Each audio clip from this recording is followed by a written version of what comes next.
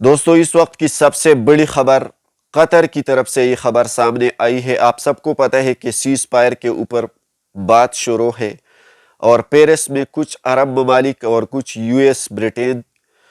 تک مختلف قسم کے ممالک کے بیچ اس وقت سیز فائر کی بات ہو رہی ہے تاکہ حماس اور اسرائیل کے بیچ اس وقت جو لڑائی جاری ہے اس میں جنگ بندی ہو سکے۔ حماس نے بھی اپنی تجویز پیش کی ہے کہ یہ سیز فائر 3 سٹیپ پر ہوگا۔ پہلے سٹیپ میں ہم اسرائیل کو ان کے عام شہریوں، بچوں اور بوڑھے بیمار لوگ جو ہوسٹیجز میں سے ہے وہ ہم حوالے کریں گے۔ دوسرے سٹیپ میں ہم تمام میل اور فیمیل فوجی قیدیوں کو رہا کریں گے، جبکہ تیسرے سٹیپ میں ہم اسرائیل کو اسرائیل کے حملوں سے، اسرائیل کے ہی بمباری سے، اسرائیل کے ہی حملوں سے ان کے مارے گئے قیدیوں کو جو ڈیڈ باڈیز ہے ہم وہ اسرائیل کو حوالے کریں گے۔ تو یہ اب تک کی جو لیٹسٹ ایکسکلوزیو ڈیٹیلز ہے وہ سامنے آئی ہے۔ اس طرح سے حماس کی طرف سے یہ تجویز سامنے آئی ہے کہ ہم اس طرح سے سیز فائر کریں گے، لیکن ابھی تک ڈیوریشن کی کوئی تفصیلات سامنے نہیں آئی ہے کہ یہ سیز فائر کتنے دنوں تک ہوگا۔ دوستو ساؤتھ افریقہ نے ان تمام ممالک کو خبردار کر دیا ہے کہ جو اسرائیل کو اس وقت فنڈنگ دی جا رہی ہے، ان ممالک کی طرف سے ساؤتھ افریقہ کا کہنا ہے کہ آپ کے فنڈنگ اس طرح سے ہے جو آپ خود اس جنگ میں اسرائیل کے ساتھ شامل ہے اور غزہ میں آپ فلسطینیوں کا قتل عام کر رہے ہیں، اس لیے آپ سے گزارش ہے کہ آپ فوراً اسرائیل کو فنڈنگ بند کر دیں۔ دوسری جانب اسرائیل کے ایک ڈیفنس منسٹر نے لبنان کو ایک بہت بڑی دھمکی دی ہے کہ اگر اسرائیل اور لبنان کے بیچ جنگ چھڑ گئی تو لبنان کا ایسا حال ہوگا کہ پھر لبنان کو ریکور کرنا بہت مشکل ہوگا۔ ادھر حزب اللہ لبنان کے قریب اسرائیلی علاقے پر لگاتار حملے کرتے ہیں اور اسرائیل کے کمانڈ سینٹرز کو نشانہ بنایا جا رہا ہے۔ حزب اللہ کے ان حملوں سے اب تک 500 اسرائیلی لوگوں کے گھر تباہ ہو چکے ہیں، لیکن ابھی تک مین سٹریم میڈیا نے اس خبر کو پبلش نہیں کی گئی۔ اس حوالے سے مین سٹریم میڈیا، پوری دنیا کا جو میڈیا ہے وہ کچھ بھی نہیں بولتے ہیں کہ حزب اللہ کس طرح سے اسرائیل کی تباہی کرتے ہیں۔ ادھر اسرائیل کے فوج انٹرنیشنل کورٹ آف جسٹس کے فیصلے کے بعد اب بھی غزہ میں لوگوں کا قتل عام ابھی تک جاری رکھتے ہوئے پچھلے 6 دنوں میں 1000 سے زائد لوگوں کو مار دیا ہے۔ اسی وجہ سے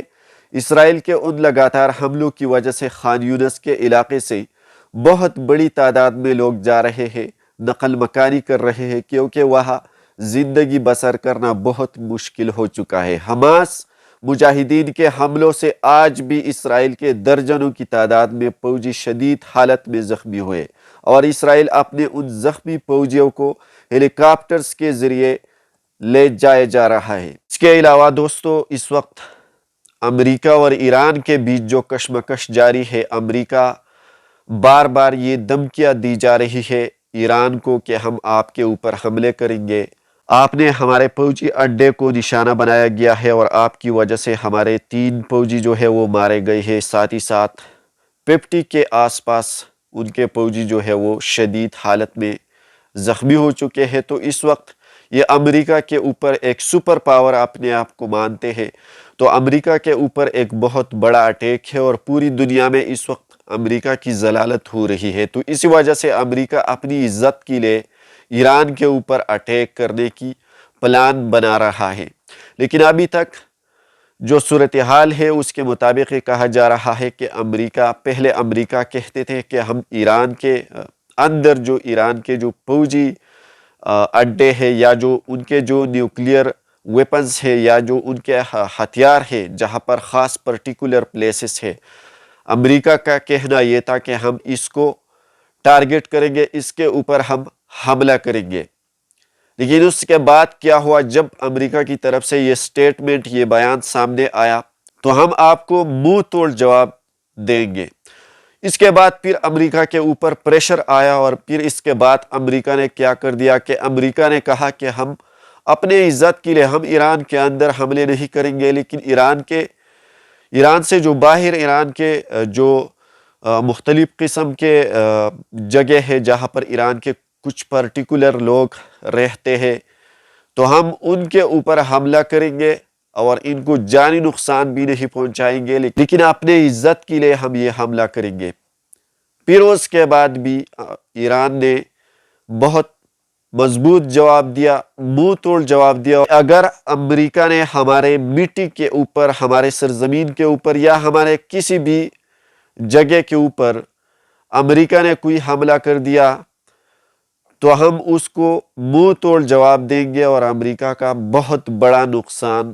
کرے گا۔ ابھی تک جو رپورٹ سامنے آ رہی ہے اس کے مطابق یہ کہا جا رہا ہے کہ امریکہ